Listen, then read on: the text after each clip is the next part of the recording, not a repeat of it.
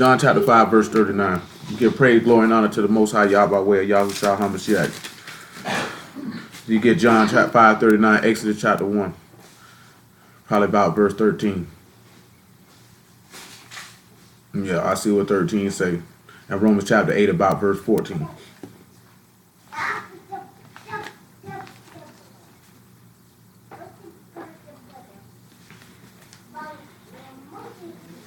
Well, we're just going to really talk about, man, when we look at what happened during the first Passover and the first unleavened bread, what actually occurred. And something coming to my mind, so let me just frame that in my brain for a moment. We'll see how that works out. Is that what happened in that is we actually became adopted and became sons. You know what I'm saying? So Most High willing, we'll look at the process of how that went down.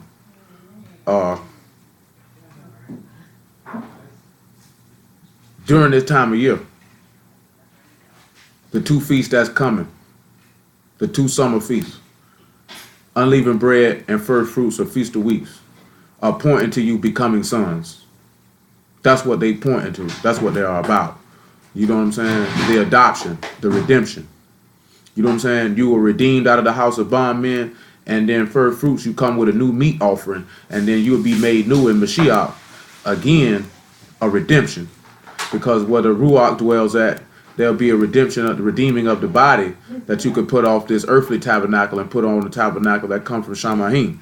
So, then of course we know the last three, the winter feasts, pertain to something totally different. So, John 5 and 39. Search the scriptures, for in them you think you have eternal life, and they are they which testify of me. And you will not come to me that you might have life. I receive not honor from men, but I know you, that you have not the love of Elohim in you. You know, I know it's an individual feel like that I might have the ugliest soul on the face of the planet. You know what I'm talking about? But then you could turn around and you could look at people and they could seem to be the most beautiful people in the world to you and be ugly before the eyesight of Yahuwah, because their love of the Elohim don't necessarily dwell in them. Since before I even stated that, get Matthew 23, about 37.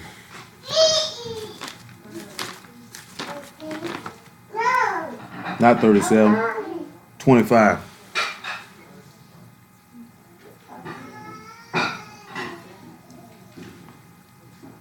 Now, he talking about the scribes and the Pharisees here, so don't get it twisted. But I'm thinking about just like somebody on the outside looking in, Egypt probably looked like the most beautiful place in the world. Outside looking in, America is like the most beautiful place in the world. But as we read yesterday, man, her sins have reached up under Shamahim. Come up out of her, lest you be partakers of her plagues. Do you know what I'm saying? You know, sometimes you could be joined to people, man, these people evil, and it's all manner of plagues y'all gonna hit them with. And he be trying to tell you for you to get on from around them, but you gonna stay on from around them and catch it with them. Woe unto you, scribes and Pharisees, hypocrites, for you make clean the outside of the cup and of the platter, but within they are full of extortion and excess.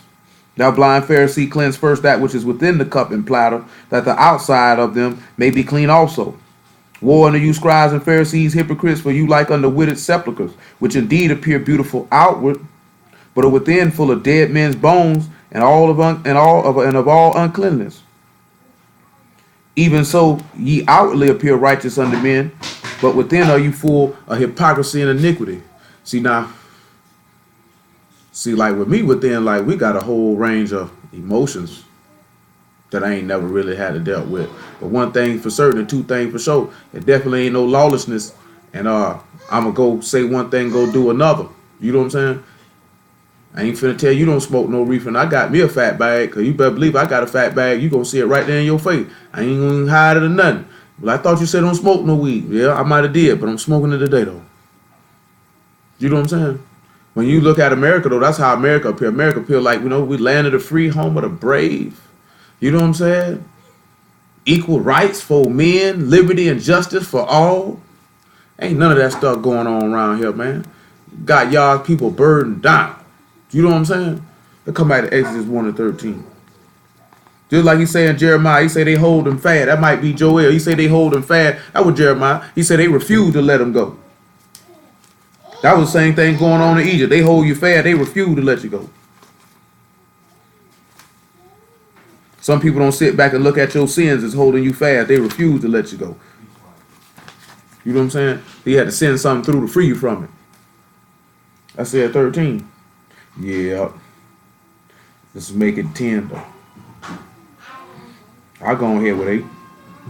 Now there was a new king over Mizraim which knew not Yosef. And he said unto his people, behold, the people of the children of Yasharah are more and mightier than we. Come, let us deal wisely with them, lest they multiply and they come to pass. When there fall out any war, they join also unto our enemies and fight against us, and so get them up out of the land. This is the first thing they sat back and said. This man sat back and said, they are more mightier than we. Hold this right here, man.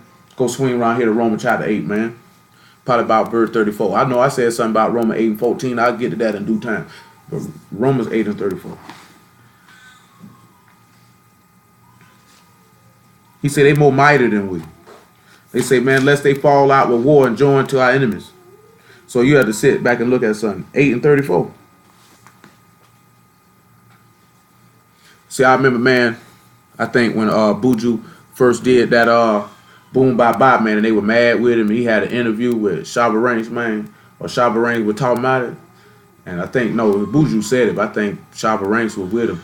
And he was like, you know, these people got a power. These people know that you got a power of which they cannot take away. Now, the people in Mizraim had no idea that you had this power. And these white folks here in America and wherever else we scattered don't really know that you have this power. But you got a power in you that cannot be taken away. You know what I'm saying? They can't remove it from you. They know that you're mightier than they are. That's why they deal with you in the fashion that they deal with you. So let's see why they know that you're mightier than them. Romans 8 and 34. He said, who is he that condemned? It is Mashiach that died, yea, rather that is risen again, who is even at the right hand of Elohim, who also make intercession for us. Who shall separate us from the love of Mashiach? Shall tribulation, or distress, or persecution, or famine, or nakedness, or peril, or sword? That's what we were just talking about, right?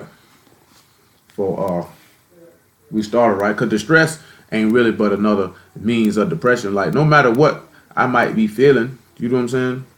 Like, I ain't finna go do nothing crazy. It's thoughts be going in my head, like, you know what I'm saying? Go do something crazy. But, you know what I'm saying? I ain't gonna necessarily do it. Though today, though, it was a little bit stronger than normal. He said, as it is written, for thy sake we are killed all the day long. We are counted as sheep for the slaughter. Nay, in all these things we are more than conquerors through him that loved us. For I am persuaded that neither death nor life, nor malachim, nor principalities, nor powers, nor things present, nor things to come, nor height, nor depth, nor any other creature shall be able to separate us from the love of Elohim, which is in Yahushua HaMashiach, our master. So what we're looking at is, he say they are more mightier than we. I mean, these people sit back and they know that you got a power that they don't possess. They said, we want to go on and get them and deal with them wisely, lest they go to war against our enemies and get us up out the land. Well, the reason why they sat back and that you sit back and you could think about what Paul was stating, how you put on the helmet of salvation and the breastplate of hope and take the sword of the Ruach, which is the word of Elohim. You know what I'm saying? To take this here to battle bondage or battle sin, to get that up out of the land or to get it up out of your mortal body.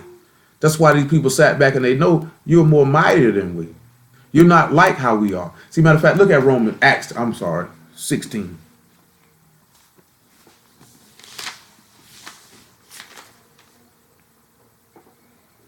Acts 16 and 17.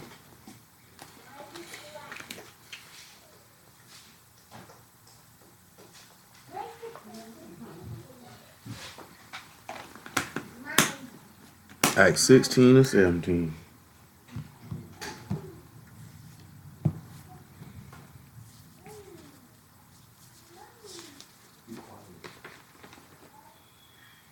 The same followed Paul and us and cried, saying, These men are the servants of the Most High Elohim, which show us unto us the way of salvation. And this did she many days. But Paul, being grieved, turned and said to the Ruach, I command thee in the name of Yahushua HaMashiach to come out of her. He came out the same hour. When her master saw that the hope of their gains were gone, they caught Paul and Silas and drew them into the marketplace unto the rulers, and brought them to the magistrates, saying, These men, being Yahudim, do exceedingly trouble our city, and teach customs which are not lawful for us to receive, neither observe, considering we being Romans. So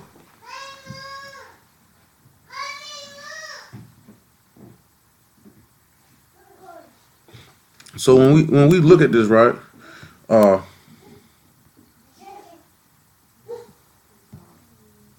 trying to sit back and frame how I want to put this, word this, how I'm gonna word this. When we look at the book of Esther and even in Daniel, the people felt like at the time that the only way that they could get at us was through our law. That was the only way that they could get at us, because they knew that that law gave us a power. And what that power was is, so I can clarify this for niggas who claim we just back the Torah teachers and all this old other stuff because these niggas just want to do what they want to do and live any kind of way.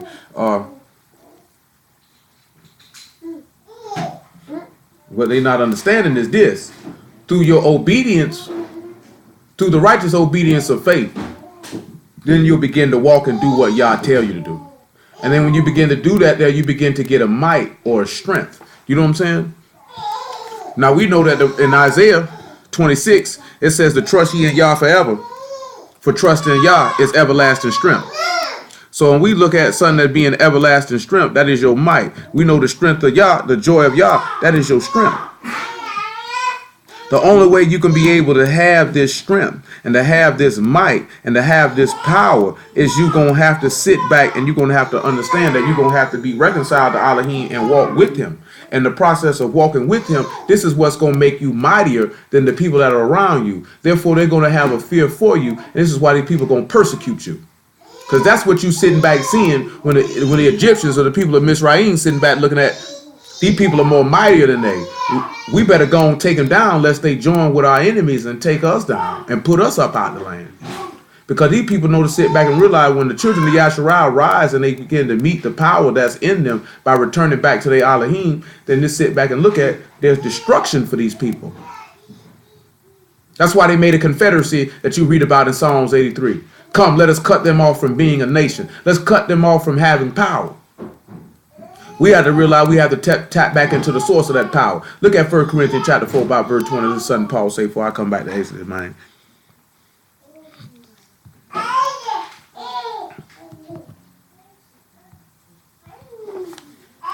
Don't sit back and think that these people don't know that you got a power in you that they don't possess. That's why they do the things that they do to you. 1 Corinthians 4:20. That's all we want. Say, for the kingdom of Elohim is not in word, but in power. Now we know from Ecclesiastes and something we done looked at in the past, where the word of the king is, there's power. Where Mashiach is, there's power. And that power, another word for power, is might. Which will make you mightier than the people that are around you. Which will make you a chosen priesthood. You know what I'm saying? A peculiar people. Zealous unto good works. Therefore, you'll shine as lights amongst a crooked and perverse generation. And these people have to take knowledge that Yah is a true and living Elohim. Therefore, they're going to want to do things to you. The same way the Egyptians did. Come on back over here to Exodus, though.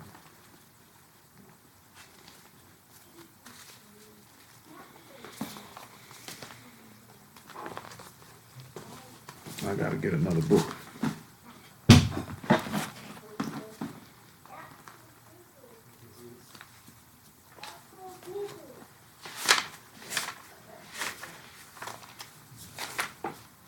In that moment.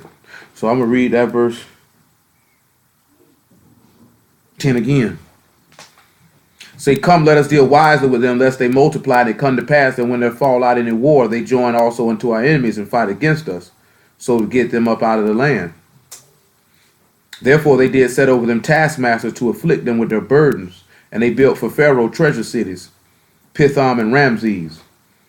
But the more they afflicted them, the more they multiplied and grew. And they were grieved because of the children of Yasharal. And the Egyptians made the children of Yasharal to serve with rigor. And they made their lives bitter with hard bondage and mortar and brick and all manner of service in the field. And all their service wherein they made them serve was with rigor. So he said, man, we got to get them lest they join up with our enemies. Well, let's look at something in Colossians chapter 1.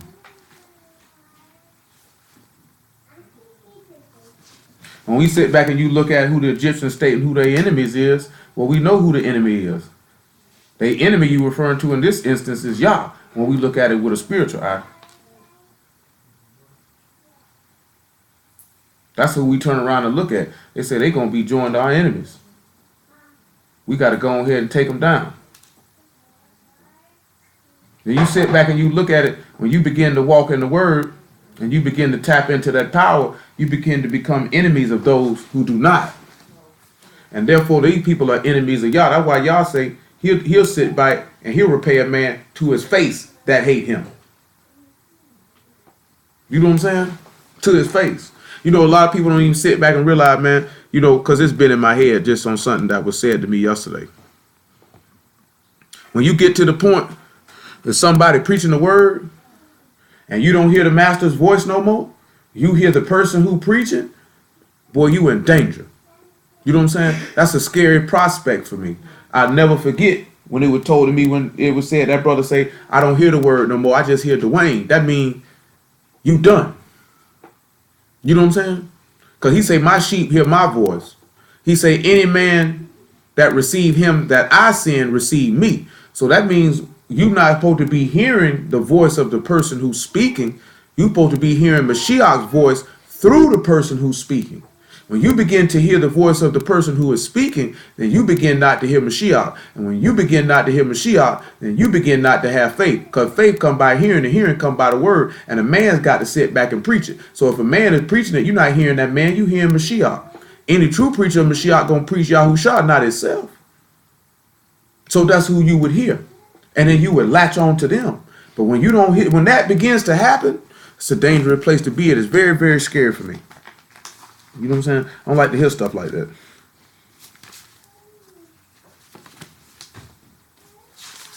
Let me see it. Okay, Colossians chapter 1. I don't have chapter 1 in this book. I have to go to the other books.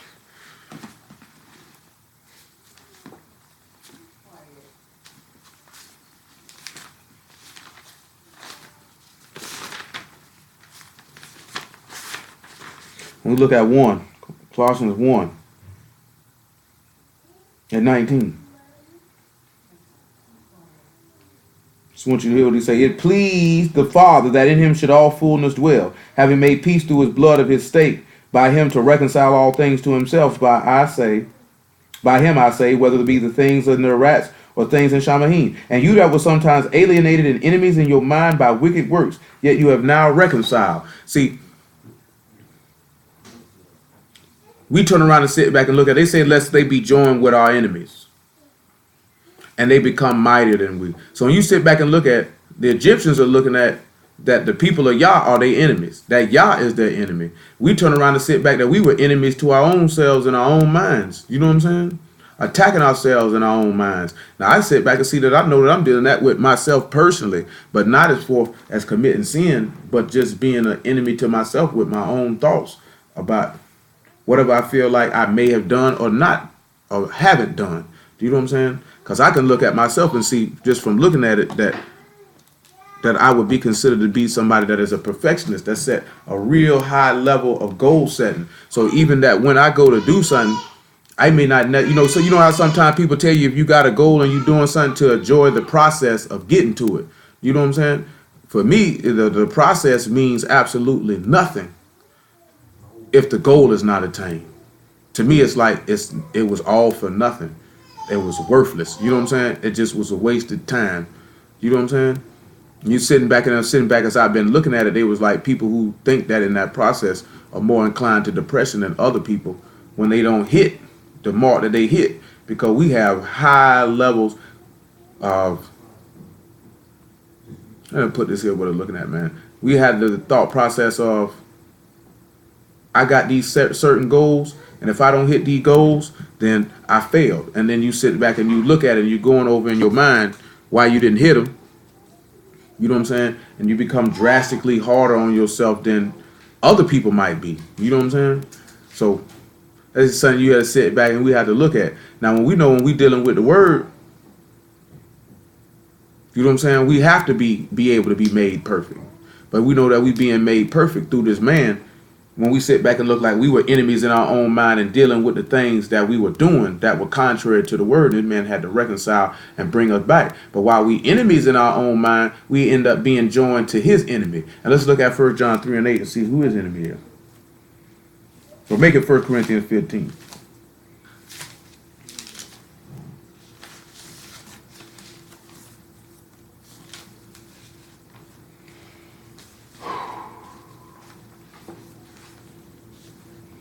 First Corinthians 15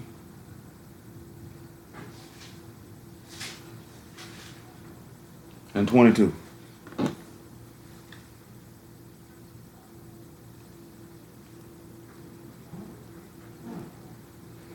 First Corinthians 15 and 22. For in Adam, as in Adam all die, even so in Mashiach shall all be made alive, but every man in his own order. Mashiach the first fruits, and afterwards they that are Mashiach's at his coming.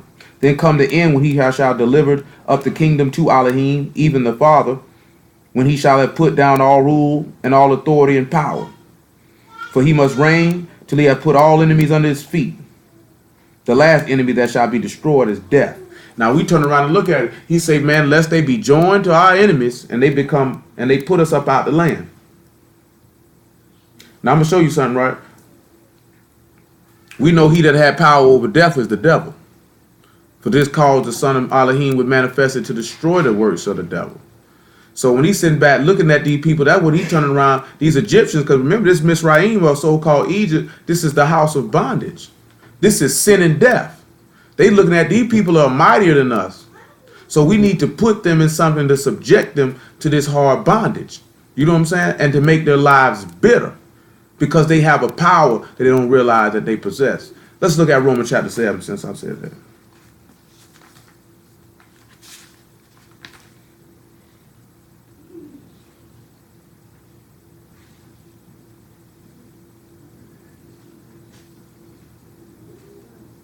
Seven and 14.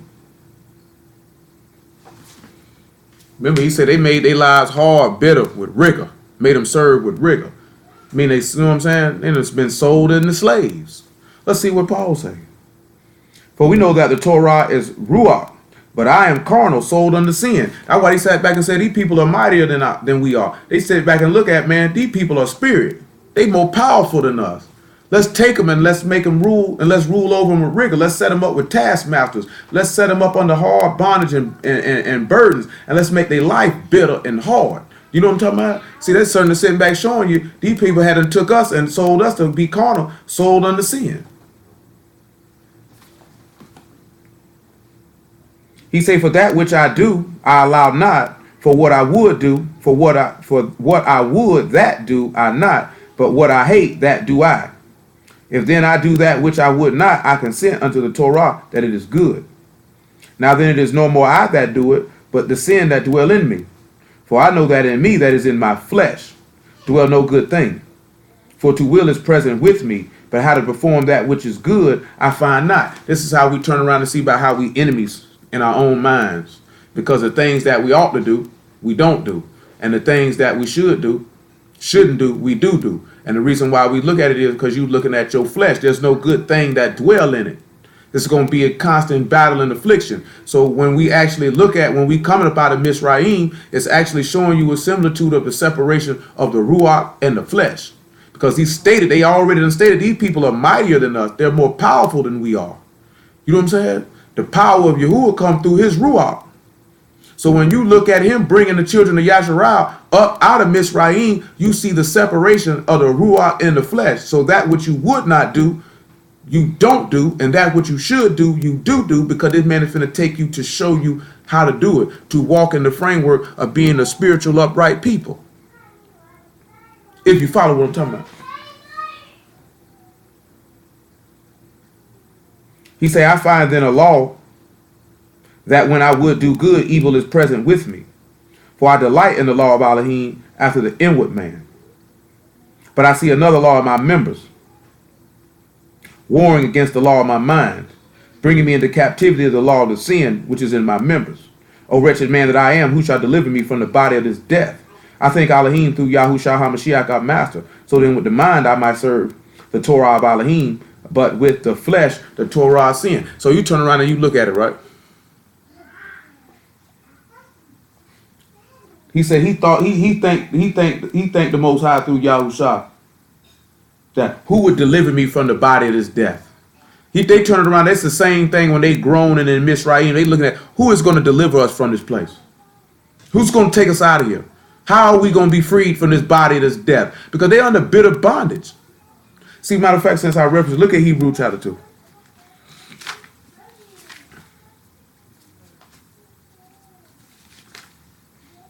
That's why he say in Romans 6 and 16, whoever you lend your member servants to whom you obey, whether it be sin unto death or obedience unto righteousness. When you laying yourself under sin unto death, he that commits sin is the servant of sin. The servant abide not in the house forever. That's a taskmaster over you.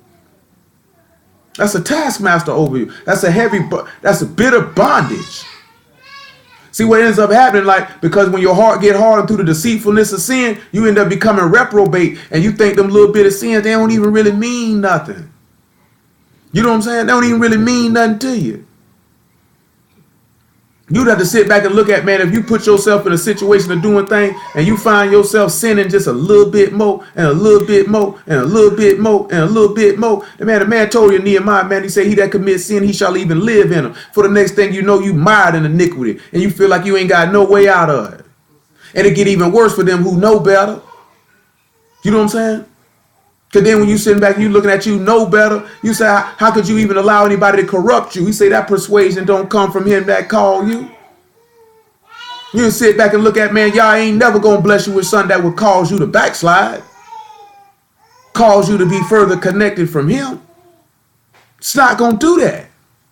It's not how he operates. You know what I'm saying? If we put it this way, if he allow you to get in a situation where you end up backslide and getting further away from him because you were meant to go to hell.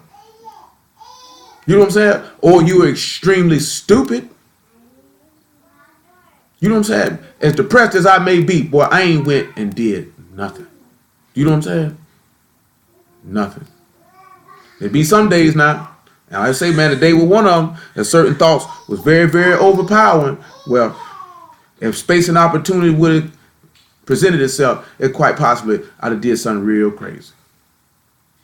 That would have obviously more than anything affected a lot more people than myself. Probably would have had quite a few people upset with me in a major way. Hebrews 2 and about 14 though. For as much then as the children are partakers of flesh and blood, he himself also likewise took part of the same, that through death he might destroy him that had power of death, that is the devil. That's the same, babe. You sit back and look at it. You know what I'm saying? You get that lamb. You know what I'm talking about? Killing that lamb, partaking in death to have power over them, to destroy him that had power over death. Because that's exactly what happened when you sitting back looking at what our people were going through in Egypt with that bitter bondage. Serving with rigor. Got death on their head. He's saying, deliver them through who fear death for all their lifetime subject to bondage. For truly he took not on him the nature of Malachim, but he took on him the seed of Abraham.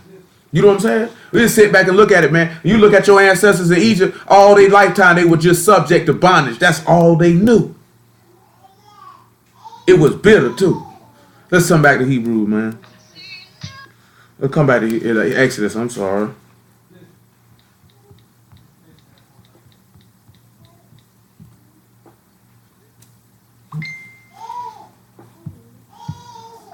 Man, this nigga here, man, come on, man. I'm getting like this here, man. Man, I'm gonna tell y'all something, right? I be feeling it, you know what I'm saying? You know, dude going through something, man. But this nigga be texting me, talking about, man, you fantasizing about men. Man, I don't be wanting to hear that, man. You know what I'm saying? Boy, we won't hear that, man. You know what I'm saying? Like, come on, man. Boy, I wouldn't care how long you might be, boy. Ain't never in no time where a man booty hole become acceptable. I wouldn't care what you going through. You know what I'm saying? Like this here, man, I ain't tell you no lie, man. You know what I'm saying? I could be happy, sad, mad. You know what I'm talking about? Have suicidal thoughts and all. You know what I'm talking about? I ain't thought about going in no man booty hole, though. That's just real talk. You know what I'm saying? Like, yeah, they had thoughts like, boy, I'll OD right now. I'll shoot myself in the chest right now. You know what I'm saying? I'll sit in the garage and let the carbon monoxide roll right now. The nigga think that's utterly crazy. But boy, I ain't gonna think about it. Boy, a nigga booty sound real nice right now. Woo! Woo! And he talking about if he'd have left Adam alone, he would have been the same way. Nigga, Adam wouldn't have known no another man talking about want no booty. Boy, ain't that much a long time in the world, boy, you want booty. I don't care, man. I know that off top of it. This man inbox me with this stuff every day. You know what I'm saying? Man, get your hand off your penis. You know what I'm talking about? Stop worrying about all this whole extra stuff. You know what I'm saying? I mean, I don't know what to tell you, man. You around here fantasizing about men. I don't know what to tell you. You know what I'm talking about? I don't know what to tell you. Like, straight up. Like, what do you say to that? I've been alone so long, you fantasize. Nigga, you been fantasizing about niggas then. That's all I can tell you.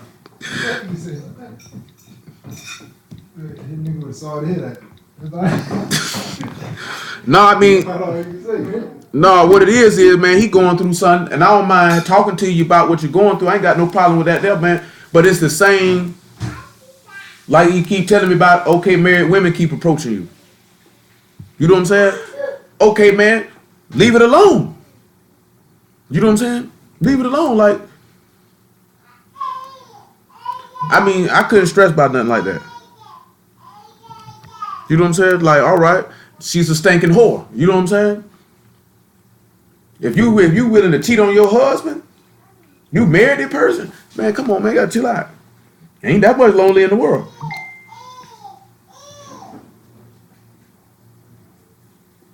What it is, man, about verse 15, Exodus chapter 1, man. Matter of fact, we good in that there, right? So when you sit back and you looking like they made their lives bitter with hard bondage and mortar and brick, all manner of service in the field, and all the service when they made them serve was with rigor. I want you to look at Sunday, Matthew 23. When you sit back and you look at the scribes and Pharisees did the same thing. Like we were talking about, don't rule over the master's heritage.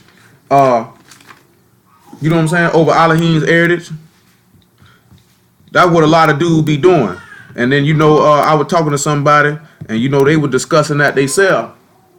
Because somebody was saying that same thing. That they thinking that people want to take and just rule over y'all's people.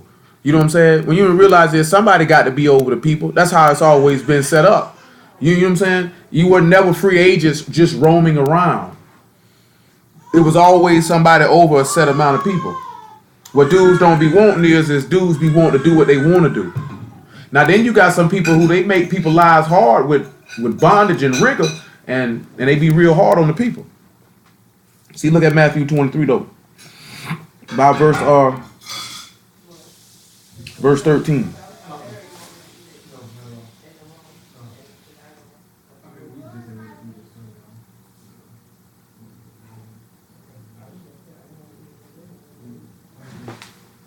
It says, but unto you scribes and Pharisees, hypocrites, you shut up the kingdom of Shamahim against men.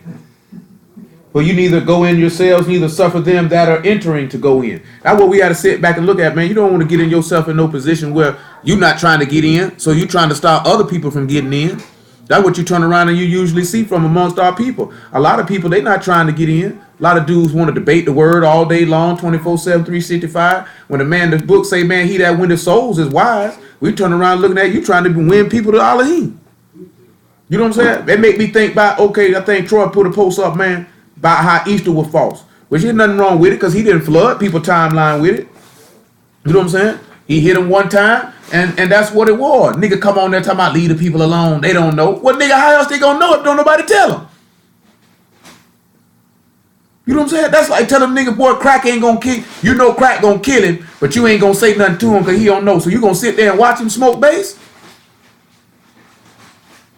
You know, heroin's addictive, man. You ain't gonna be able to get up off of it, but he don't know, so you just gonna keep there and let him shoot it up. You know, selling drugs will get you in prison, so you're not gonna warn him. What type of person is that? What type of person is that? Now, it's different if you come with 8 posts back to back. Easter's pagan. Now, that's a little overkill. But, man, you hit it one time, man. You niggas see it, you don't. You ain't gonna never say ain't nobody told you, though. Like, with a kid at somebody, man, people don't be knowing. How they gonna know? How you sit back and look at they don't know and you ain't gonna tell them, but you say you love them? Matter of fact, look at Leviticus 19 and see what the law say about that. That makes absolutely no sense. That's an example of you ain't trying to get in the kingdom of Shamahin. You trying to shut it up on the net person to get in.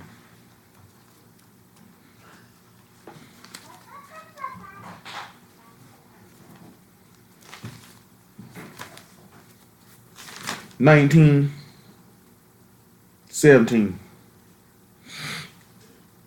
Nigga don't turn around and do that man breaking the law. Say, thou shalt not hate thy brother in thy heart. Thou shalt anywise rebuke thy neighbor and not suffer sin upon him. And you don't sit back and say you gotta sit back and say, man, you gonna sit back and you gonna say you love your neighbor and you gonna suffer sin upon him. You're not gonna say nothing to him. You're not gonna rebuke it. You're gonna let him keep on going. That's why the man say forgive your brother. He say if he trespass against you 70 times in a day, he say forgive him. That's definitely not good. Come on back to Matthew 23.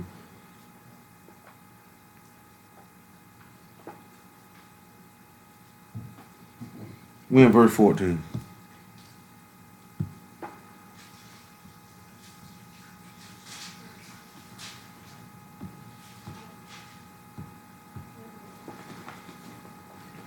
Woe unto you, scribes and Pharisees, hypocrites, for you devour widows' houses, and for a pretense make long prayer. Therefore you shall receive the greater damnation.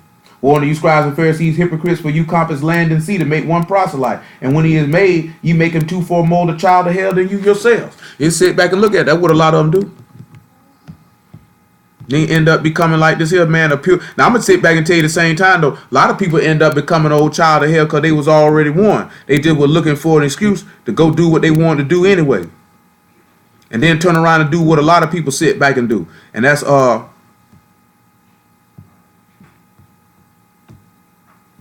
sit back and try to blame somebody for the stuff that they doing. Well, nigga, you got to take responsibility for your own actions. That's all you.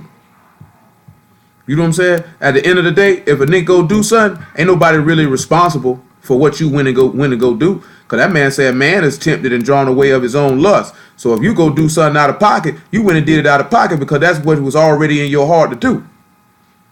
You know what I'm saying? See, look at Mark chapter 7 about verse 20. It was already in your heart to do it. You can't even really put that on nobody else. What's in your heart gonna be made manifest.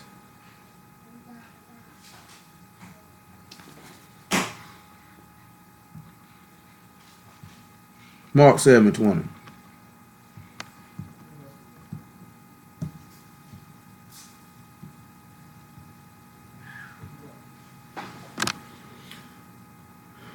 And he said, that which come out of the man, that defile the man. From within out of the heart of men proceed evil thoughts, adulteries, fornications, murders, thefts, covetousness, wickedness, deceit, lasciviousness, an evil eye, blasphemy, pride, foolishness. All these evil things come from within and defile the man. That's what you people don't sit back and realize. Man, before you went and go commit any sin, it was already in your heart to do it.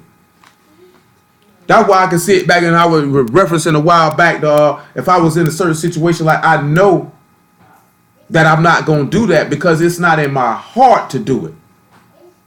That's why he said if you regard iniquity in your heart, Yah will not hear you. No, we talked about that. So if you got sin in your heart and you regard it in your heart and it's dwelling there, it's going to be made manifest outwardly because it's inwardly, and you're going to move on that. And you can't blame nobody else for what you got in your heart. You know what I'm saying? Because that's what's in your heart. You know what I'm saying? Like I was telling you, like, you know what I'm saying? That it was just manifested in my spirit. Like, yeah, y'all stop him. He got evil in his heart. Because y'all already know, boy, he got something in his heart that ain't right. It's going to manifest if we don't stop him. You know what I'm saying? If we don't stop him, he's going to injure someone greatly or possibly kill them. Because this is the rage and the anger that he got in his heart. He has to stop him. You know what I'm saying? Because that's where that stuff is. It begins from within, and then it's going to come from without, and it's going to make you unclean. It's going to cause you to sin. So that means there has to be a purging out, a cleansing of your brain. This is what you sitting back looking at when we coming up out of Egypt. You coming up out of bondage. That's why, look at Joshua 24. Yahushua 24.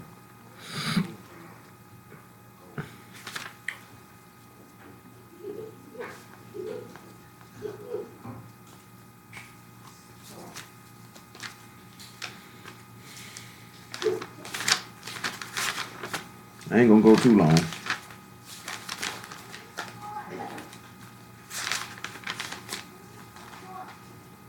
(24 and 14). 24 and 14.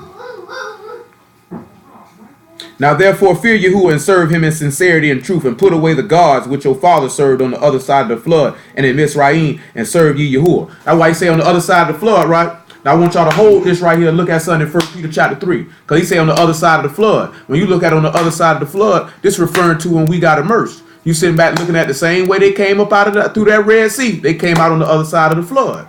Now when you look at you coming out on the other side of the flood, this supposed to show you something. This is, again, dealing with the redemption. Or they sit back looking at, you mightier than these people. You got a power that they don't possess. Then you sitting back looking at the redemption to become a son of Elohim. 3 and 20. 1 Peter 3 and 20.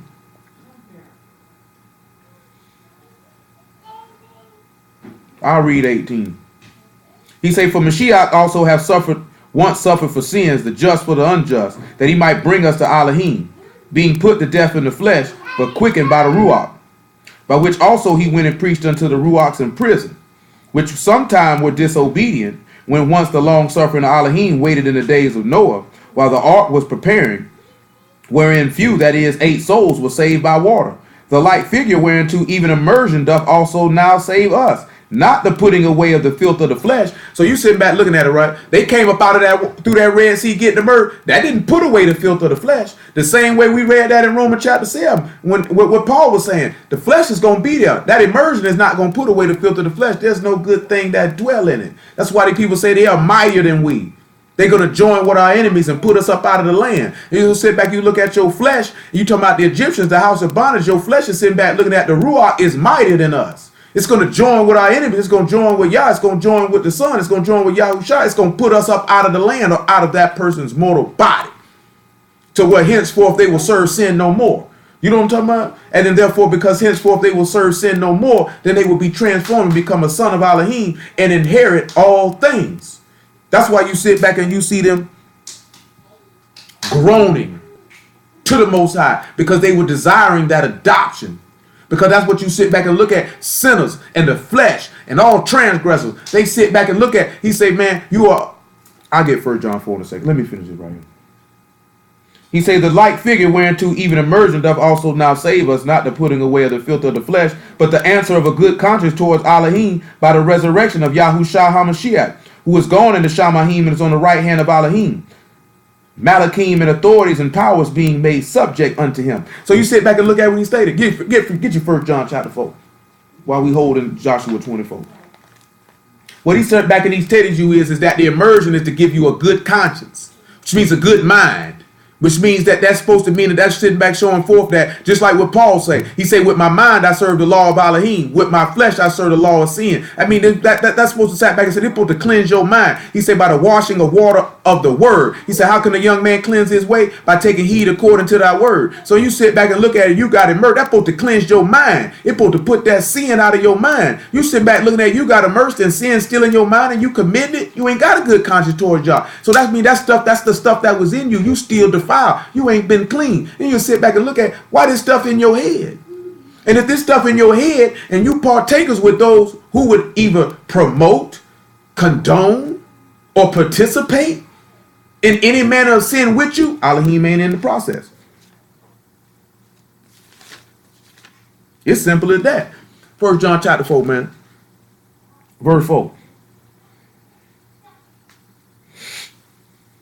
He said, ye are of Elohim, little children, and have overcome them, because greater is he that is in you than he that is in the world. That's why the people sat back and say they mightier than us. They gonna join with our enemy. The people knew you were greater than them. They knew you had something greater than you, than in you than them. Because they knew they were of the world. They were of the flesh. Look at what he tell them after that. They are of the world, therefore speak they of the world, and the world hear them. We are of Elohim, and he that know Elohim hear us. He that is not of Elohim hear not us. Hereby know we the Ruach of truth and the Ruach of error. That's what I was going back when I was sitting back telling you, right? If you are Elohim, you're going to hear those that speak Elohim words. If you sitting around people who are of the world, then they going to speak of the world. That's what you're going to hear. You got to sit back and look at what does your ear get tuned to? What does your ear gravitate to? You know what I'm saying? You sitting back and you looking at a nigga talking to the world, nigga ain't got no word. Nigga, what? You know what I'm saying? Whatever, war, man. Troy put that on the rap. If you ain't talking about scriptures, get up out of my face. What I'm gonna sit back and I'm gonna have a conversation with nigga? Nigga can't tell me nothing about no word. Nigga, what I want to, nigga, I want to talk to you, nigga.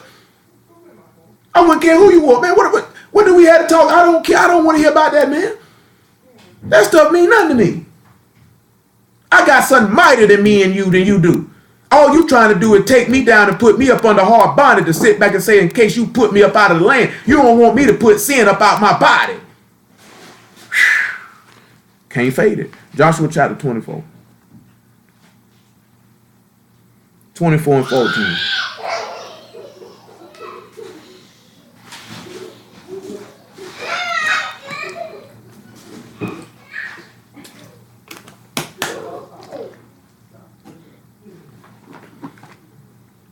Now therefore fear Yahuwah, and serve him in sincerity and in truth, and put away the gods which your father served on the other side of the flood in the Mizraim, and serve ye Yahuwah. That's what you supposed to sit back and look at, being put to death in the flesh, but being quickened by the Ruach. That's what you supposed to look at when you got murdered. I've been put to death in the flesh to be made alive to the Ruach, that I might serve Yahuwah. Because now I done put that stuff to the side, which I did on the other side of the flood. And if it seem evil unto you to serve Yahuwah, choose this day whom you will serve, whether the gods which your father served that were on the other side of the flood, or the gods of the Amorites in whose land you dwell. But as for me and my house, we will serve Yahuwah. So you sit back and look at it. If it seem evil for you to not commit sin, then stay with them sinners and die. Straight up. You know what I'm saying? Ain't even no sitting around cutting no corner with that, man. If it seem evil for you to stand on God's word, then you and whoever you run with, may hell be your portion, and may you have a great time in this life before you eat, drink, and tomorrow you die. You know what I'm saying? That's why I say if you sit back, you love America, anything in it, you love bondage. How can anybody who desire freedom call themselves a freedom fighter desire bondage? How could you desire that? How could that make you happy? How could you have joy in Elohim mired in the bondage of iniquity? That's why them people were groaning. They was like, we wanted freedom from this sin. We want freedom from this place. You're supposed to be in America groaning the same way. I want freedom from this place. Because it's supposed to be representative to your mind and to your heart. Or you wanted freedom from sin. You want freedom from death. We don't look at it that way though. It's 10:04.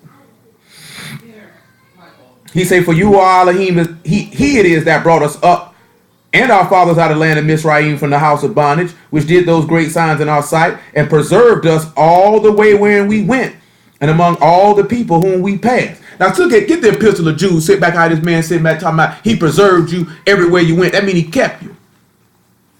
He the one brought you up out of sin, and then he kept you. Let's see what he's saying.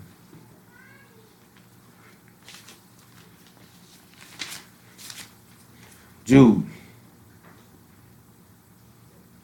verse 19.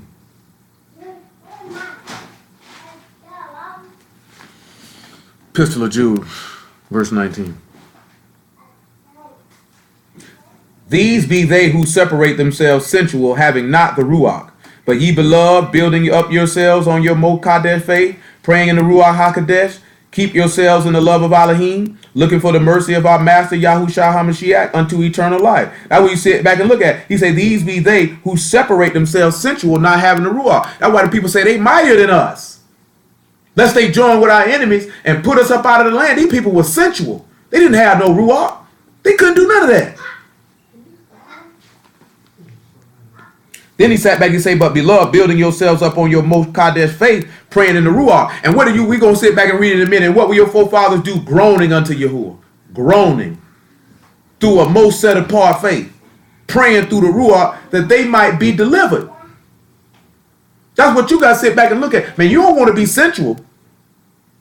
Because we know a carnal mind is enmity against the law of Elohim. It's not subject to it, neither indeed can be. Those that are in the flesh, they cannot please Elohim. Boy, nigga talk that trash. Boy, you could scream Yah name all you wanna. You can sit back, boy, you carnal. You do carnal things. You can't please the man. It's impossible. If you sit back and say you can please Yah and you carnal, you calling the man a liar. You calling the man a liar. And we already know all liars ought to be killed. So now you done compounded your sin. Man, this way is restrictive. It's tighter than people sit back and realize it's just the small and minute things that sit back and have you, man, all out the way. He say some have compassion, making a difference. Others save with fear, pulling them out of the fire, hating even the garment spotted by the flesh. Now unto him that is able to keep you from falling and present you faultless before the presence of his esteem with exceeding joy.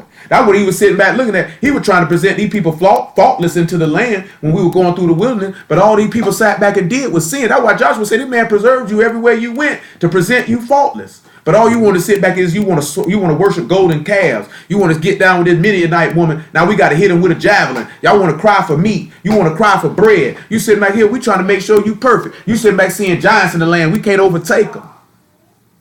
Can't overtake them.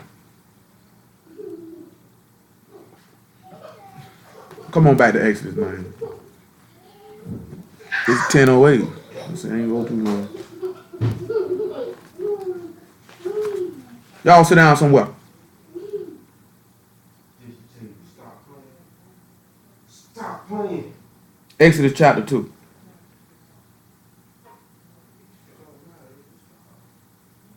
Two and 21. 2 and 23 actually.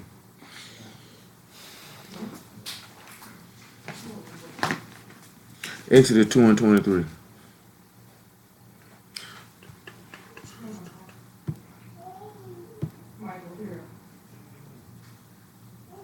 Boy, it's been a long time like this here, boy. 148, that's about 5 months. Yeah, that's about 5 months. Almost a year. And it came to pass in the process of time that the king of Mizraim died.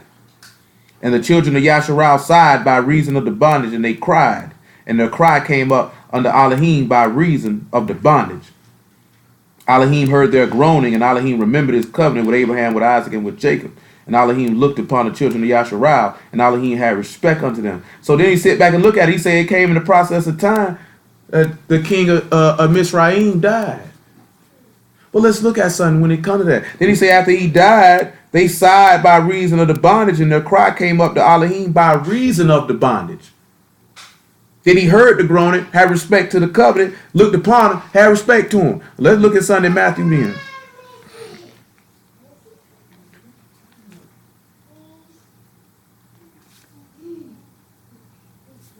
Matthew 27. I got it in this book. Let's make it Luke. I know I got it in this book. Matter of fact, never mind. There go Matthew 27 right here, hidden in Luke. 27 and 33.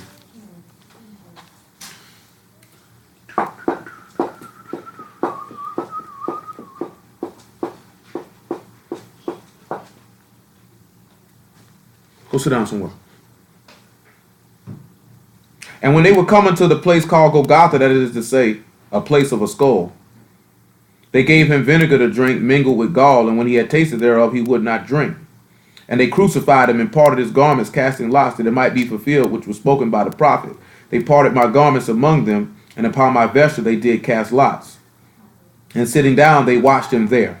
And he set up over his head his accusation written, This is Yahushua, Malik of the Yahudim. Now we know he gave up the Ruach and he said it is finished and he died. And then because of that dying, there was some sighing and crying by the children of Yasharal. Some sighing and crying, and by reason of that groan, he had respect unto them. And he remembered that covenant. Now we know if he the king of Mizraim, he's the king of bondage. So now we know Mashiach was made a curse for us, being made a curse on the tree, and that he came to deliver them all their lifetime subject to bondage. So this would mean he would be the king of bondage because he overcame it, right? He ruled over it. He had dominion over it. He destroyed it. He took it down. You don't even sit back and realize that he groaned and cried. See, look at John 17 and look at the groan and cry what the man was groaning and crying for him to have respect and remember the covenant. Right here in verse 1. Let's sit back and look at it. Like a brother said this to me this morning, which I done prayed for myself. The exact words that Mashiach said, you know, restore me back to my first estate. Same thing like with Joseph. You know what I'm saying? You want to get back to your first estate where you done started from. You know, everybody know when you come to word. I told y'all the other day, man, you dealing with afflictions, man. This man takes you through certain things for a particular reason. Sometimes it necessarily even mean that you did something wrong. Could be you did something wrong. It could be that it's for a greater purpose. Like what Joseph told his brothers. He said, man, what you thought for me was for evil ended up being good, saving many souls alive. You thought you were doing something to take me down, but it was really for something else. And it was of Elohim the whole time. You know what I'm saying? You really ain't had nothing to do with that. There's many instances in the word. You can read that in Samson. Some of the stuff that Samson did in the situation that he got into. That was of Elohim. He set it up to be like that way because he was trying to work something.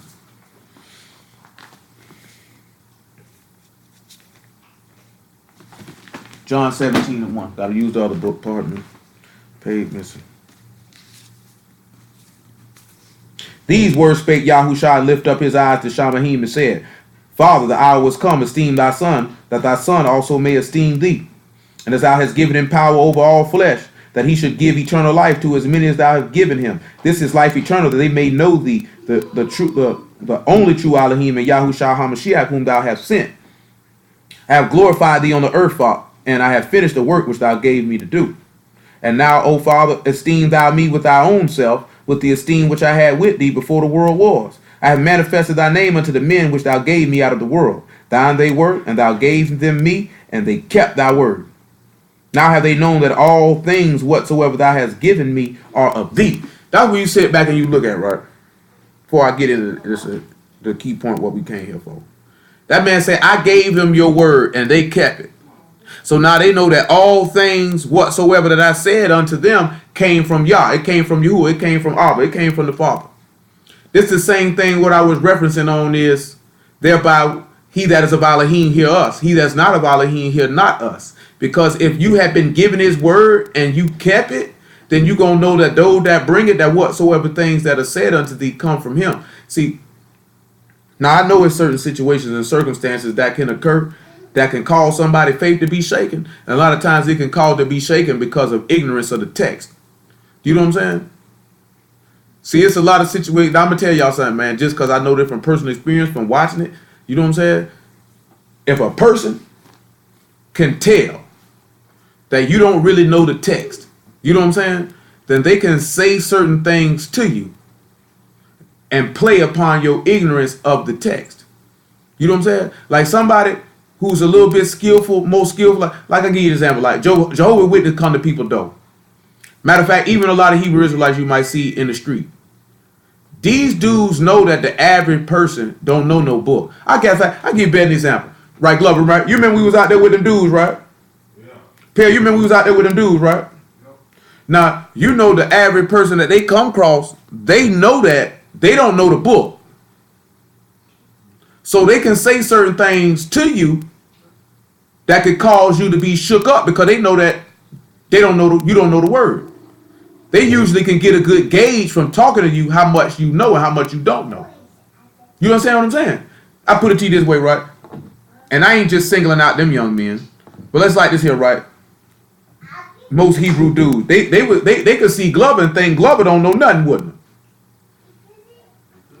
I mean, they gonna automatically assume you don't know nothing as soon as they see you, cause they gonna look at how you dressed, how you look, and they're gonna make that assumption. You know what I'm saying? I just use myself as an example. Them dudes that see me, man, you know what I'm saying, how I'm dressed, because it happens to me all the time. You know what I'm saying? I done had people tell me, looking at you, I wouldn't have thought you knew what you knew. Because I got on t-shirts and basketball shorts and slides, you know what I'm saying? And they just automatically assume that I didn't know nothing about nothing. You know what I'm saying? So when people realize that and it don't just got to be about the word, it can be on any subject matter, period. When somebody sit back and they peep that you ignorant on a topic and they have some manner of knowledge or control over the subject matter, then they're going to exploit you with it. You know what I'm saying? And then because they can exploit your ignorance, it can cause some manner of panic or some manner of fear. That's why you see Mashiach say, I gave them your word and they kept it. So that's why he told him, he say, all things that are given unto me, I've given them unto you. That means he didn't hold nothing back from them. So because he didn't hold nothing back from them, they were not ignorant. Why do y'all think sometimes, man, you be like, man, bro, be hitting a lot of precepts, this, that, there, and the third, because I'm not finna hold nothing back from you. You know what I'm saying? For what? If he gave it to me, why wouldn't I give it to you? You know what I'm saying? Because you know why the purpose of me doing that, and I know it can seem like it's a lot, and a nigga be flooding you, and it's a lot of information, but at the same time, if you do your due diligence, because he say, see a man diligent in his labor, he'll stand before kings. You know, we done dealt with that before. You know what I'm talking about? You diligent in your work, man, you'll stand before Yahushua and be sitting at his right hand of his throne like he promised you in Revelation chapter 3 if you overcome. You'll sit back and look at, could nobody be able to shake you? But then at the same time, if somebody bring up a topic that might have been hit sparingly, or it's been a minute and it hasn't been brought back to your remembrance, niggas shake you up. You gotta sit back and look at that. People do that when they have an ulterior motive. Continuing on though. For I have given unto them the words which thou gave me, and they have received them, and have known surely that I came out from thee, and they have believed that thou didst send me. Now the reason why we sit back looking at it is he say he had respect unto the covenant when he heard the groan. Now you see him saying all these things, and I'm not finna go down and read all this stuff here, man. But you know, starting about verse 23, Mashiach go to talking about, Father, make them one as we are, perfect in one. When you go to talking about being made perfect in one, we go to sitting back looking at something. Abraham, Isaac, and Jacob were made perfect in one. You know how they were made perfect in one? Because the same covenant that was made under Abraham was made under Isaac. And the same covenant that was made under Isaac was made under Yasharal. So you got three being perfect in one. Let's look at 1 John chapter 5 and see what I'm talking about.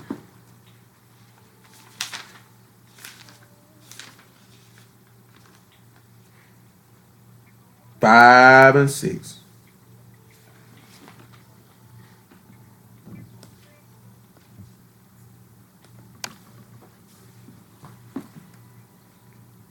This is he that came by water and blood, even Yahushua HaMashiach, not by water only, but by water and blood.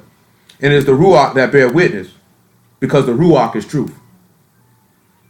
For there are three that bear record in Shamahim, the Father, the Word, and the Ruach HaKadesh, and these three are one. And there are three that bear witness in the Eretz, the Ruach, the water, and the blood. And these three agree in one. Well, we know it's sitting back looking at Abel. He say righteous Abel called out to the Father, even with his blood spilled on the ground, for a testimony of something greater. So we see when this man blood, when he died and it came up out blood hitting the ground, the king of Mizraim, his blood hit the ground, it's groaning, it's crying out to Yah. He said he was heard and that he feared. You understand what I'm telling you? The groaning out. So then when he sit back and he look at the blood, we know a testament is of no effect unless there be the death of the testator. And even the ministry, he say even the first covenant was sanctified with blood. He said and he's put blood with on all the vessels of the ministry. We know we see that formulation of the law again when Mashiach passed the cup round. You know what I'm saying? Doing the same thing. So then this man can sit back and look at it. These three agreeing in one. You looking at Mashiach coming on there, he say, immerse him in the name of the Father, the Son, and the Ruach HaKadosh, or Abraham, Isaac, and Jacob. You can sit back and look at Yahushua, all three. Because you turn around and you look in Isaiah chapter 9, he said he'll be called what? Mighty Father. There go the Father. There go Abraham. Why? Because he say not seeds as many, but seeds of one. That is Mashiach. You know what I'm talking about? You turn around and you look at Isaac. Isaac, he saying, Isaac, thy seed shall be called. He's saying, Yahushua, thy seed shall be called. Because he said he gave you power to become the sons of Elohim, all those that believed on his name.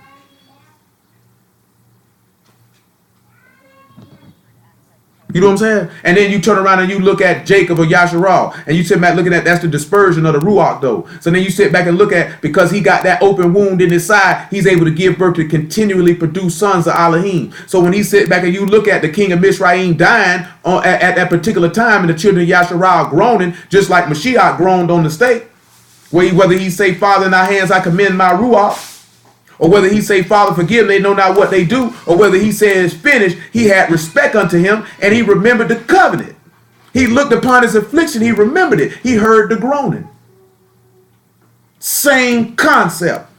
Now, when we sit back and we look at Romans 8 and 14 now, that when we begin to dwell in him, the same thing might take hold. Romans 8 and 14.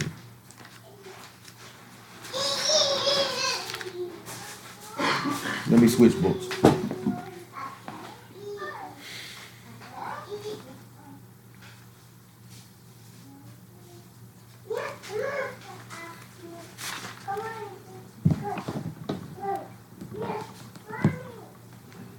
Eight and 14. For as many as are led by the Ruach of Elohim, they are the sons of Elohim. For you have not received the Ruach of bondage again to fear, but you have received the Ruach of adoption, whereby we cry, Abba, Father. But you sit back and you realize when the king of Mizraim died, the children of Yasharal around there groaning. They clearing out there, they grind, they sitting back looking at, boy, they ain't crying for the spirit of bondage. They crying for the spirit of adoption to become sons. That's what they were crying for. Guess what? When they cried for him, he appeared unto Moses after that, didn't he? In the burning bush, didn't he? And he sat back, and after he appeared on, you know what he told Moses he was going to do? I done came down here to deliver my people. Go to Exodus chapter 3. You read it for yourself.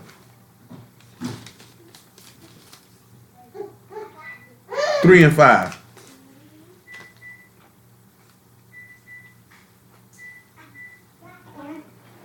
Exodus 3 and 5. Come here, Elizabeth.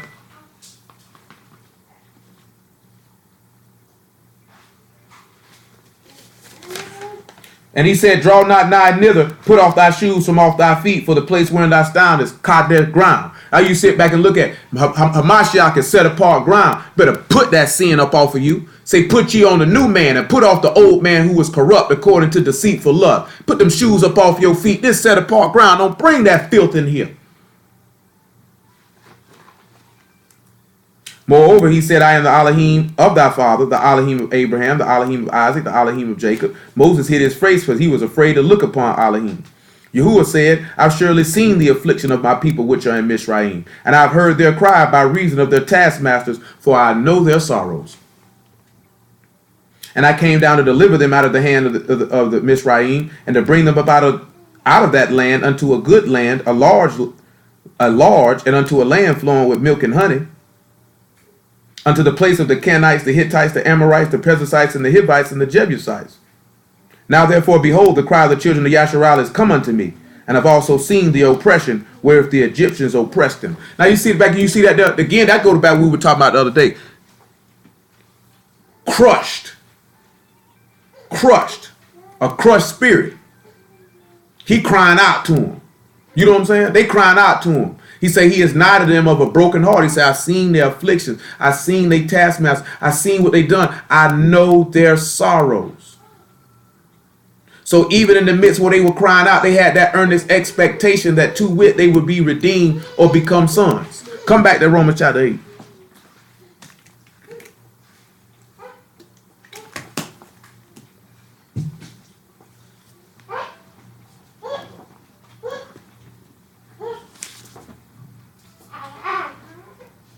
So when we see that there, you say you haven't received the Ruach of adoption. The Ruach of bondage, again, to fear. But you received the Ruach of adoption, whereby we cry, Abba, Father. So you turn around and look at when the king of Mizraim died. So when Yahushua died, they weren't crying out of the Ruach of bondage anymore.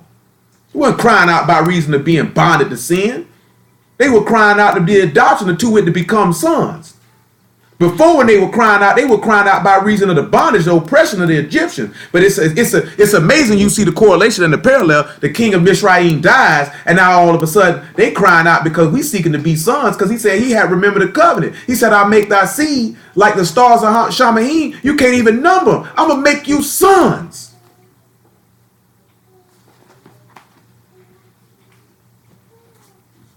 He say the Ruach itself, this is verse 16. The Ruach itself bear witness with our Ruach that we are the children of Elohim. And if children, then heirs. You just sat back and told them that what they were about to inherit. He just sat back and told them. Heirs of Elohim and joint heirs with Mashiach, if so be that we suffer with him, that we may all be also esteemed together. And you sit back and look at it, right? You look at Hebrew chapter 11, right? It say Moses refused to be called Pharaoh's daughter and chose to suffer affliction with the children of Elohim to enjoy the pleasures of sin for a season. You know, a lot of people sit back and look at that they'll rather enjoy the pleasure of sin for a season. But the pleasure of sin is so fleeting. You know what I'm saying? It ain't but for a short moment. It's better for you to suffer with the true people of the living Elohim than to enjoy sin with some transgressors. It's better to suffer with the children of Elohim than to suffer with the people of the world.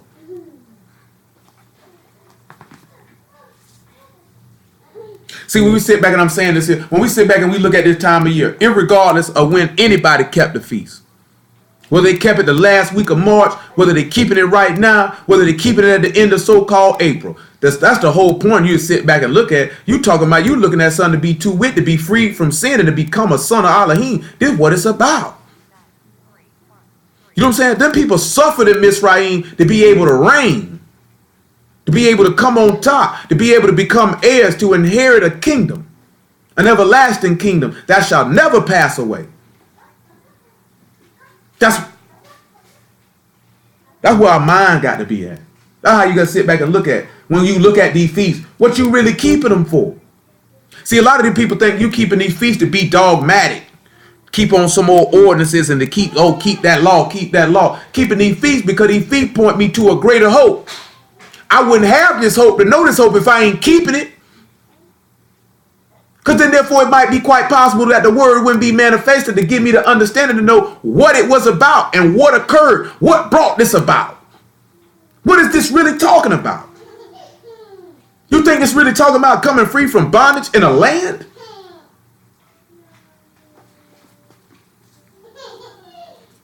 Verse 18. For I reckon that the sufferings of this present time are not worthy to be compared with the esteem which shall be revealed to us, revealed in us.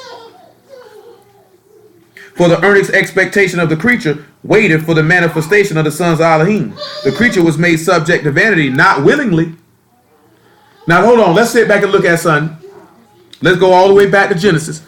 And let's see if they were subject to this vanity willingly. I'm going to say about Genesis 45.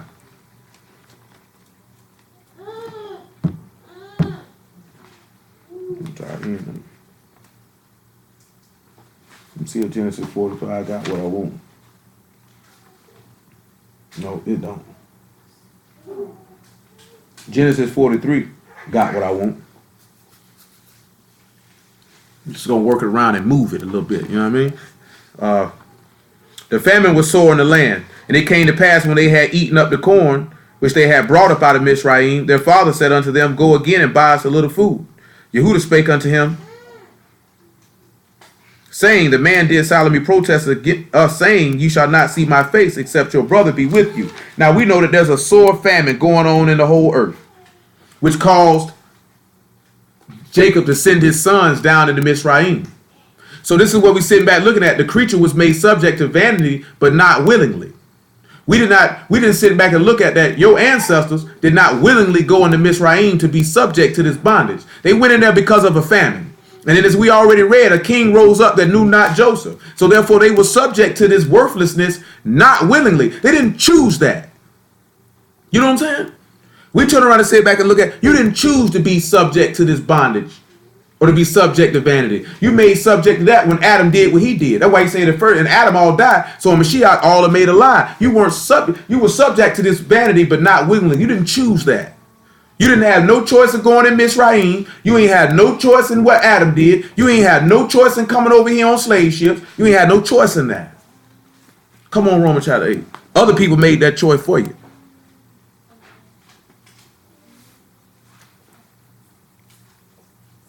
But it's a key thing that what he's about to state, though. He says the creature was made subject to vanity, not willingly, but by reason of him who have subjected the same in hope. So you sit back and look at, These people were subject to vanity in Mizraim, but then they say the same person who set that up by reason of him who subjected the same in hope. It was Yah that put them there, that they might put their hope and trust in him. See, what is this here that I want? Psalm 78. Hold Romans 8. Psalm 78.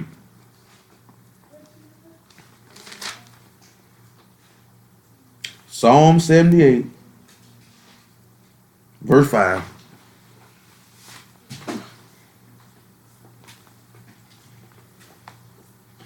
It's about 10:30.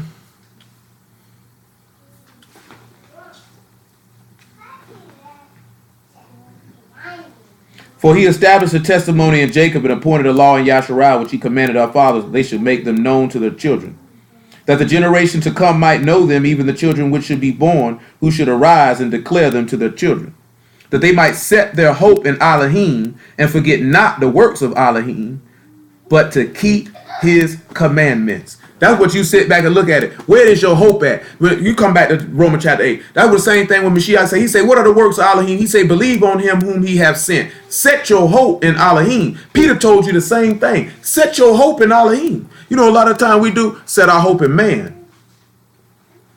You know, I just was talking to Glover about that last night, man. That's what people end up doing, is their faith being men. You know, I just talked about that. We just went over that not too long ago. People faith being men. That's why Paul said, he said to make sure that your faith stand not in men, but in the power of Elohim. It ends up happening a lot because they go to looking at the man instead of looking at the word. You know what I'm saying?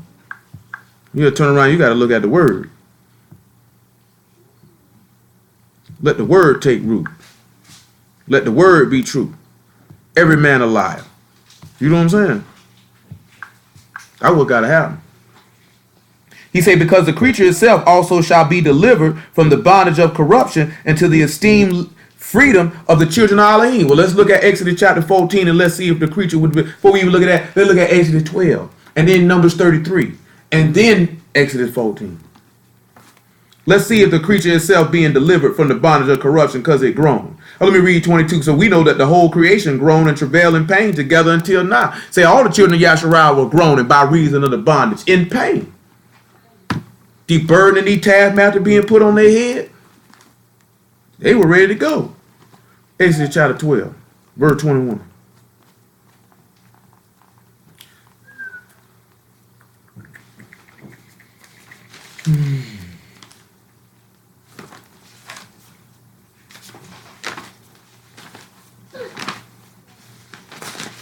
A little faint. I ain't ate much today. 12 and 18.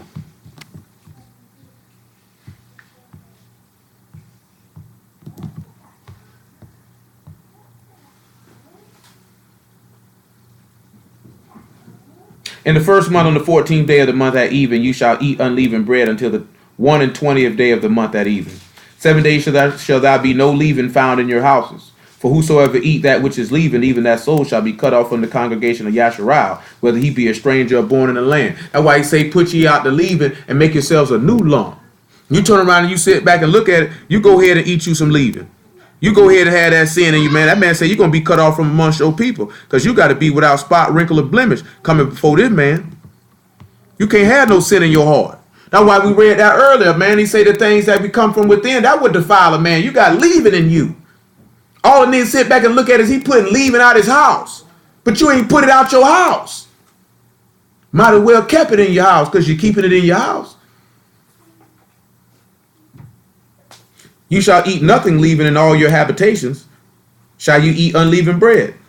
Then Moses called for all the elders of Yasharah and said unto them, draw out and take you a lamb according to your families and kill the Passover. And you shall take a bunch of hyssop and dip it in the blood that is in the basin and strike the lintel on the two side posts with the blood that is in the basin. And none of you shall go out the door of his house until the morning.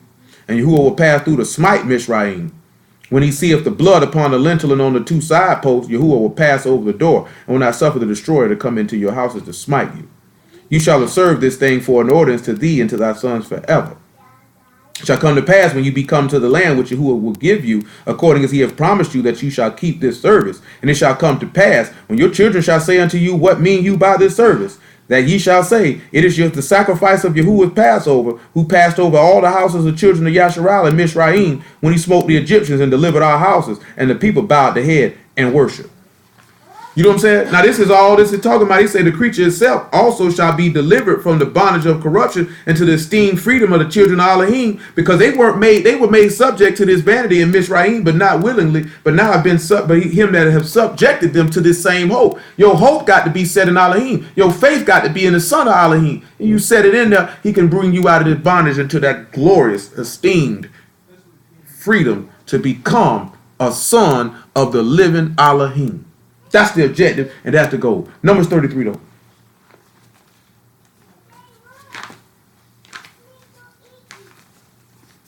Okay, then.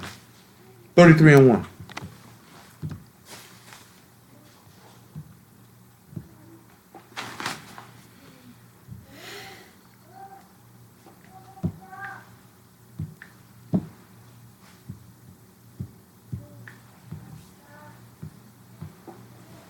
These are the journeys of the children of Yasharal, which went forth out of the land of Mizraim with their armies under the hand of Moses and Aaron.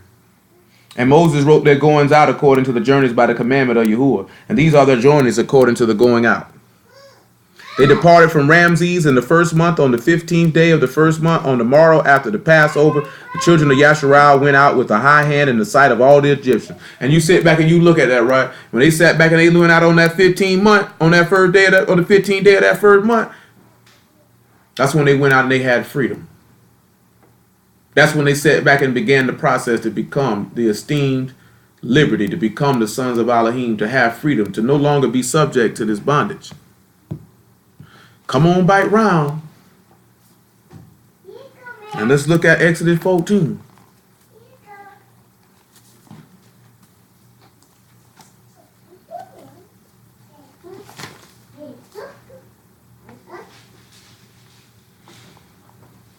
Exodus 14 and 15.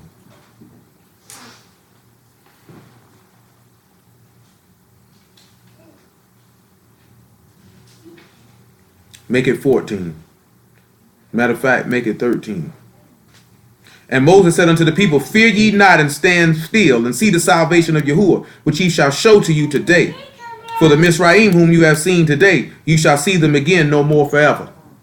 Yahuwah shall fight for you, and ye shall hold your shalom. Let's sit back and look at it. That's what we had to sometimes we even realize all of us can forget it. Sometimes we could just sit back. Y'all fight it for you. He'll do it. You know what I'm saying? He said it's a just thing for him to recompense to all those who trouble you. Let's look at that in 1 Thessalonians. You know what I'm saying? So you can see where Paul get that from, what we hold in Romans 8.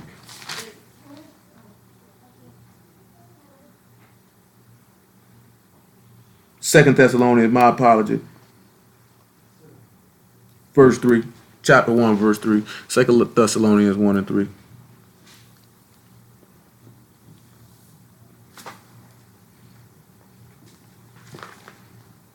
We are bound to thank Elohim always for you, brethren, as it is meet, because that your faith grow exceedingly, and the charity of every one of you all towards each other abound, so that we ourselves esteem in you in the synagogues of Elohim for your patience and faith and all your persecutions and tribulations that ye endure. That's the same thing we looking at. They sat back in faith and they endured all them persecutions and tribulations that came out of Mizraim. You gotta remember, them people persecuting them, they coming after them to come to kill them.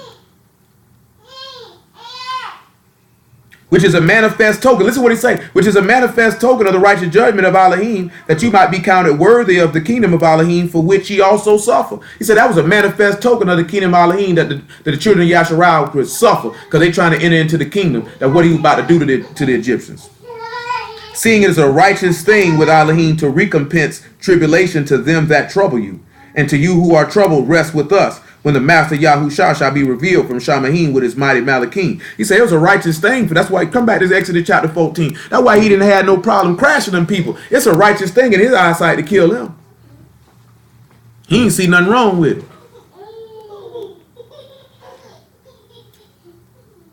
Verse 15. Yahuwah said, Exodus 14. Yahuwah said unto Moses, wherefore cry thou unto me? Speak unto the children of Yasharal that they go forward. But lift up thy rod and stretch out thy hand over the sea and divide it, and the children of Yasharal shall go on dry ground in the midst of the sea, through the midst of the sea. And behold, I will harden the hearts of the Egyptians, and they shall follow them. And I will get my honor upon Pharaoh, and upon all his hosts, and upon his chariots, and upon his horsemen. You see how he sat back and he looked at, he hardened their heart. Because he sat back and said, let them people go. But he said, through the deceitfulness of sin and the evil heart of unbelief, that's what ends up happening. Your heart get hard. That what happened with a lot of people out here, man. Their heart get hard. They don't actually believe the word. So they end up sinning. And y'all end up got to lay the smack down on them. You drop down about 21. Verse 21. We'll make it 20. It came between, 19, I got to sit back and look at that. The Malachim of Elohim, which went before the camp of Yasharal, removed and went behind them. And the pillar of the cloud went from before their face and stood behind them. It came to pass, it came between the camp of the Mizraim and the camp of Yasharal. And it was a cloud and darkness to them, but it gave light by night to these, so that the one came not near the other all night. That's why he say, man, you won't stumble, those that walk in the light. You walk in Mashiach, you ain't going to fall. You're going to see where you're going.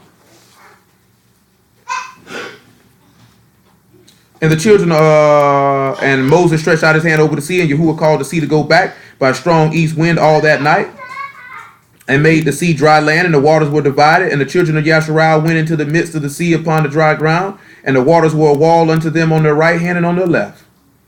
And the Egyptians pursued and went in after them to the midst of the sea, even all Pharaoh's horses and his chariots and his horsemen.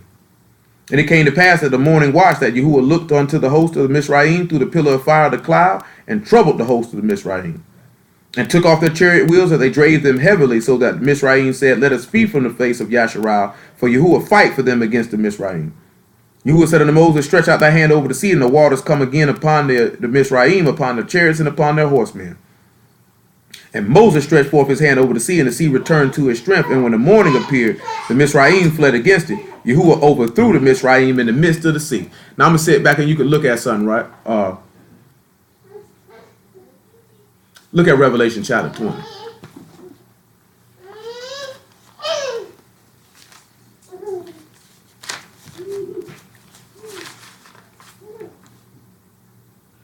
And about verse 13. He said when he took that there, he said he took that bondage and he cast it in the midst of the sea.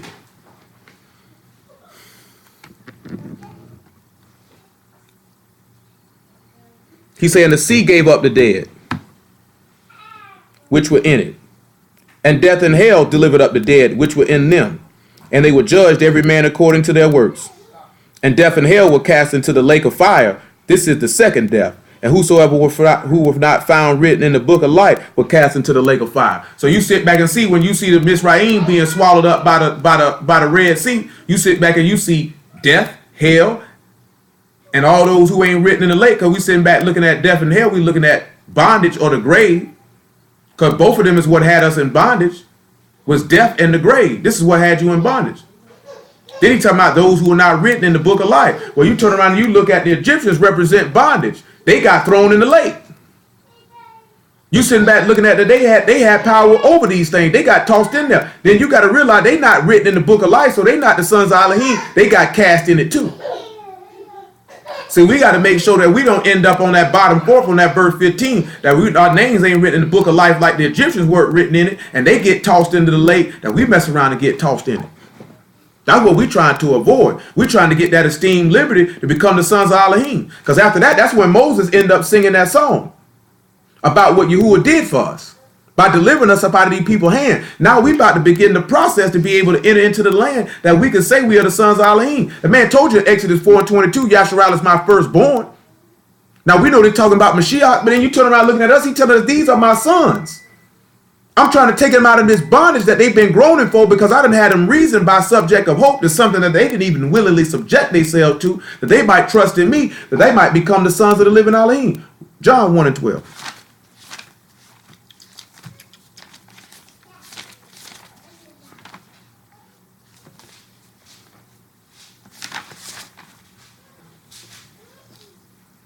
One and 11. Matter of fact, 1 and 10. Say he was in the world and the world was made by him and the world knew him not. Now we know Moses didn't make the world. When Moses came up on his brethren, they were going through that. They say, who made you a judge and a divider over us? Who is you? Because they say he was in the world, but the world knew him not. They didn't even realize and perceive that Elohim was going to raise him up to be a judge and a deliverer. Same way when Shiach coming up, he coming to be a judge and deliverer. Who led the people out of Mizraim into the esteemed liberty to become the sons of Elohim? Moses did. Who came back later to lead you in that same esteemed liberty when you groaning out by reason of bondage? Yahushua did.